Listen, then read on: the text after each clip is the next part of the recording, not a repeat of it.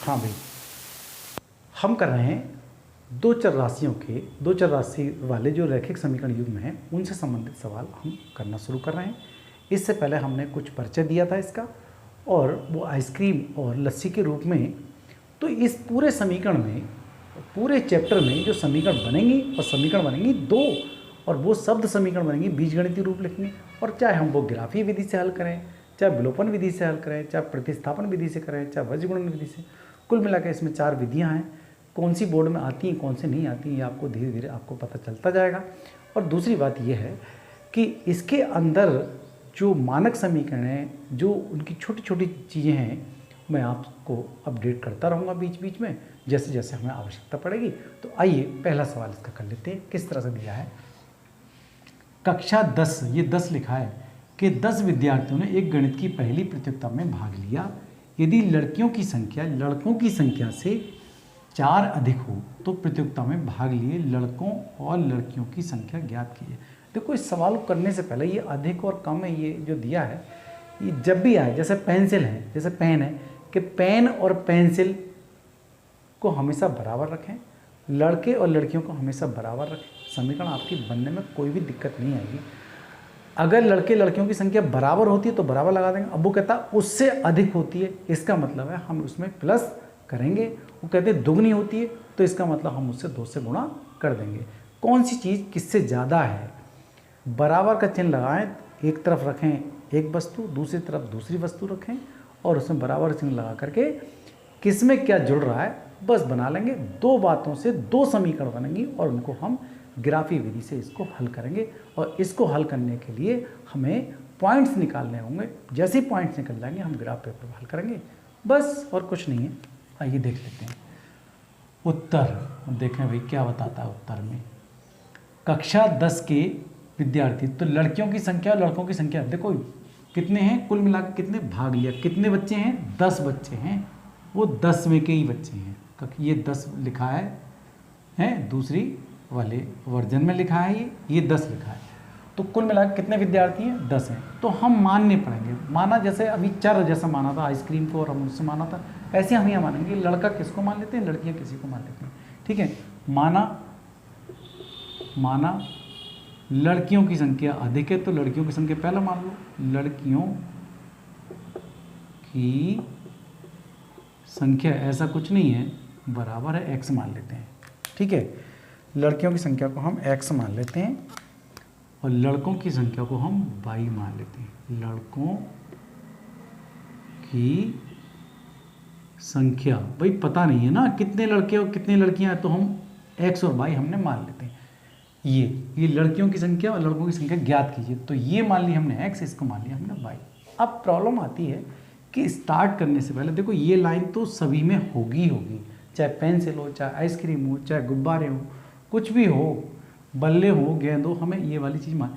अब स्टार्टिंग कैसे होगी, प्रथम शर्त देखो क्या आएगा। प्रथम शर्त मतलब वो स्टार्ट कैसे करते हैं हम पढ़ते हैं। तो 10 विद्यार्थी हैं दोनों प्रकार के, लड़कियां भी हैं उसमें और लड़के भी हैं, लड़कियां भी हैं और लड़के भी हैं, कुल मिला के इतने ही तो विद्यार्थी हैं। तो हम लिख लेते हैं लड़कियां कितनी हैं और प्लस लड़के कितने हैं। देखो भाई कुल योग हम जानते हैं, कुल योग। तो अब देखो एक समीकरण बनना शुरू हो गई इसकी, और इन बातों से हमें 2 समीकरण बनानी है। बात आपको समझ में आ गई। और 2 समीकरण बन जाएंगी तो हम किस विधि से हल करेंगे उसमें लिख करके आएगा, क्या ग्राफीय विधि से हल करो, इस विधि से करो, इस विधि से हल करो, इस तरह से आएगा। तो लड़कियों की संख्या कितनी दे रखी थी, मान लिए हमने x प्लस, और ये कितनी है y, और ये कितने हैं, कुल योग कितना है 10 विद्यार्थी हैं, कुछ लड़कियां कुछ लड़के 10। तो ये समीकरण हमारी बन गई अब 1। पूरी बात समझ में आ गई होगी आपके। चलो अब ये बात हम ख़त्म करते हैं। अब दूसरी शर्त पे चलते हैं। दूसरी शर्त एक इसमें और दी होगी, अब आगे चलते हैं। लड़कियों की संख्या लड़कों की संख्या से 4 अधिक हो, एक शर्त ये है और एक बात यहाँ से लेके यहाँ तक रही आपकी। एक समीकरण ये बनी और दूसरी समीकरण यहाँ से लेके यहाँ तक। तो लड़कों और लड़कियों की संख्या हमने मान चुके हैं। तो दूसरी शर्त में चलते हैं। लड़कियों की संख्या मैं लिख देता हूँ, लड़कियों की संख्या बराबर लड़कों की संख्या तो नहीं है भाई, लड़कों की बराबर तो नहीं है, तो ये ज़्यादा है तो ज़्यादा, और जो कम किस में है, कम ये, तो दोनों को बराबर कर, और कम वाले में तो जुड़ेगा तभी तो बराबर होंगे भाई। तराजू रखेंगे ना, तराजू, तो इसमें ये तराजू है, ये तराजू रखी तो बराबर बराबर वजन तो नहीं है, बराबर बराबर संख्या नहीं है। जहाँ संख्या कम है वहाँ कितना जोड़े, 4 ज़्यादा है, लड़कों की संख्या से 4 ज़्यादा अधिक। ये समीकरण तुम्हारी दूसरी तैयार हो गई। क्लियर। तो यहाँ लड़कियों की संख्या लिखते हैं हम, पहले जानते हैं ये है, और लड़कों की संख्या हम जानते हैं पहले से ये है, प्लस का चिन्ह ये है। बहुत मज़े का, आराम से समझ में आया, नहीं आएगा फिर मुझे बताइएगा। इसको इधर ले लेते हैं, x इधर ला रहे हैं y, चर एक तरफ और अचर क्या रह गया वहाँ, केवल 4। ये समीकरण आपकी बन गई 2। अब दोनों समीकरण को हमें हल करना है बस, और कुछ नहीं करना है। देखो एक समीकरण बन गई आपकी ये। क्लियर बात। अब चाहे किसी भी विधि से हम हल करें, तो हमारे पास सबसे पहले है ग्राफीय विधि, और इनका एक स्टैंडर्ड रूप भी है, मानक समीकरण। मानक समीकरण मैं यहाँ कोने पे लिख देता हूँ, ax प्लस by प्लस सी बराबर 0। इसका मानक समीकरण हम बार बार लिखेंगे, इसे करते जाएंगे, ठीक है। इसका क्या है, मानक समीकरण। दो चर राशियों के मानक समीकरण ऐसे ही लिखे जाएंगे, बराबर 0 लिख दो या प्लस सी बराबर 0 लिख दो, ये मानक समीकरण।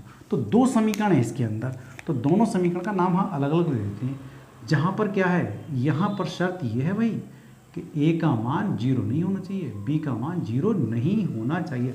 अगर मान लो हम a का मान 0 रख दें, देखो 0 रख दें तो ये x हो गया, b का मान 0 रख दें तो ये y हो जाएगा, और प्लस c तो ये तो बेकार हो गया, ये भी 0 ये भी 0, तो ना लड़कों की संख्या रहेगी ना लड़कियों की संख्या रहेगी। ऐसे मानक समीकरण आपसे या स्टैंडर्ड समीकरण आपसे लिखवाए तो आप जरूर बताना कि a का मान 0 मत कर देना, b का मान 0, तब ये मानक समीकरण आपकी काम कर सकती है। ठीक है, मेरी बात समझ में आ गई होगी आपके। ना लड़कियों की संख्या निकाल पाएंगे ना लड़कों की संख्या निकाल पाएंगे हम। ठीक है, तो हमें क्या a और b ध्यान रखना है आपको। ठीक है, अब इसमें हम वही जैसे पिछले सवाल में किया था हमने, वही हम यहाँ करते हैं। क्या करेंगे भाई, पहली समीकरण देखो, समीकरण 1 से क्या है, एक x प्लस वाई बराबर 10, तो हम y की वैल्यू निकालें, 10 माइनस x करें। यहाँ पर x बराबर कुछ भी रखें, 10 रख दें, 8 रख दें, 6 रख दें, कुछ भी रखें, x बराबर 6 रखने पर देखो भाई y का मान निकल जाएगा, तो 10 तो ये आ गया और यहाँ कितना रख दिया 6, तो y की वैल्यू कितनी आ गई 4। देखो बहुत बढ़िया है। यहाँ छोटी सी एक क्या बनाएंगे हम, एक टेबल बनाएंगे इस जगह, और उस टेबल में इन मानों को आराम से रख देंगे। यहाँ कितना रखा मैंने, x बराबर 6, तो 6 रखने पर क्या मिला y, मतलब कोटि हमें कितनी मिली है 4, y का मान हमें 4 मिला। अब की बार क्या काम करें हम, अब रखेंगे, ये तो हुई एक बात, अब की बार x की जगह कितना रखें, कितना भी रख दो, 8 रख दो, 5 रख दो, चलो 5 रख दो भाई, 6 रख दो, 7 रख दो, 8 रख दो, 8 रखने पर चलो रखो, y बराबर कितना हो जाएगा 10 माइनस x, अर्थात 10 माइनस कितना रखूँगा 8, कितना आ गया 2 आ गया, y का मान 2 आ गया, y का मान 2 आ गया। कब आया 2, जब x की जगह हमने 8 रखा। हमें 2 बिंदु मिलने थे, 2 बिंदु मिल गए, क्योंकि जब तक 2 बिंदु नहीं होंगे तब तक लाइन नहीं खींचेंगे, और ये बात हम जानते हैं, इससे एक लाइन खींचेगी, इससे एक लाइन खींचेगी, वो भी ग्राफ में। ठीक है, तो A पॉइंट तो मिल गया हमें 6 और 4, और B पॉइंट कितना मिला 8 और 2। ठीक है भाई, अब हम दूसरी समीकरण का इस्तेमाल करते हैं। चलो यहाँ आ जाएगी शायद दूसरी समीकरण, देख लो समीकरण 2 से। हमेशा आपको उस ग्राफ विधि से जब भी हल करना है सवाल, तो आपको यही काम करना है। क्या है समीकरण 2 भाई, देख लो ये है समीकरण 2, x माइनस वाई बराबर 4। देखो यहाँ जैसे हमने y बराबर किया था, यहाँ x बराबर करके देख लो, इजी है बहुत। देखो x बराबर करके दिखा देता हूँ मैं, 4 प्लस वाई उससे कोई फर्क नहीं पड़ रहा कि ये बराबर ये लिखें, जैसे हमने y बराबर 10 माइनस एक्स लिखा है तो यहाँ y बराबर भी लिख सकते थे हम, ऐसा नहीं है। क्या करेंगे, y को वहाँ 4 को यहाँ ले आएंगे तो हो जाएगा। ठीक है, चाहे ऐसे लिख लो तो क्या लिखेंगे हम, y का मान रखें, y बराबर कुछ भी लिख दो, 2 लिख दो, 2 रखने पर, ये तो मैं इजी बनाने के लिए कर रहा हूँ। ठीक है, तो x बराबर क्या हो जाएगा, 4 प्लस y, तो 4 प्लस 2, तो x यहाँ कितनी आ गई, x की वैल्यू 6 आ गई। टेबल बना लो भाई, टेबल बना ली हमने एक छोटी सी। ठीक है भाई, ये टेबल बना ली हमने, x और y लिख दिया। देखो x की जगह हमने क्या रखा है, 6, और y की जगह कितना, 2, मतलब हमने y की जगह 2 रख के 6 प्राप्त हमें हो गया। अगला नंबर देखें। अब क्या करेंगे, y के स्थान पर कितना रखें, 4 रख के देख लो। 4 रखने पर कुछ भी रख लो, जो तुम्हारा में 0 रख लो भाई, 3 रख लो, 5 रख लो, 8 रख लो, कुछ भी रख लो, सब में आ जाएगा आंसर। ठीक है, x बराबर कितना, 4 प्लस y, तो 4 तो ये रहा, और y की जगह कितना रखूँ, 4, तो कितना मिल गया, 8, तो x की जगह 8 मिल गया। हमें क्या रखा, हमने y की जगह 4 रखा तो x मिल गया हमें 8। तो ये पॉइंट कौन कौन से मिल गए, ये देख लो भाई।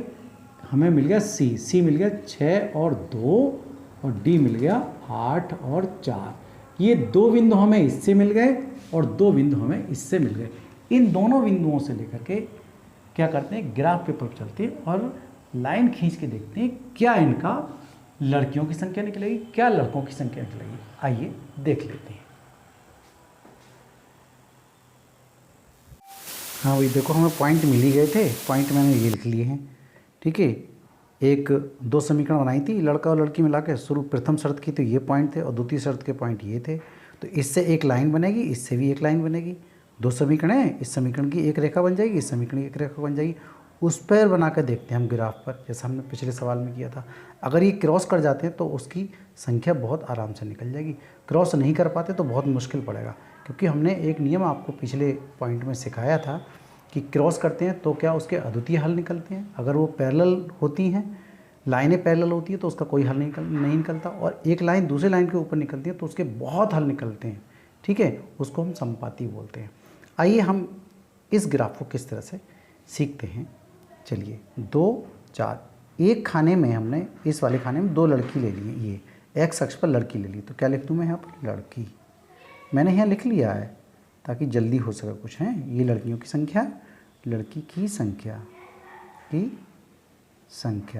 और ये क्या है, ये लड़कों की संख्या, ये वाली, ये क्या है, लड़कों की संख्या। लिख लेना अपने आप, ये लड़कों की संख्या। ये 2, पहले एक खाने में हमने 2 लड़कियां, फिर 2 लड़कियां, फिर 2 लड़कियां, तो 6 हो गई, अब 8 हो गई, 10 हो गई, 12, 14, ऐसे ही हम आगे बढ़ेंगे जितनी आपको आवश्यकता होगी, क्योंकि हमारे पास नंबर कम ही है, ज़्यादा नहीं है।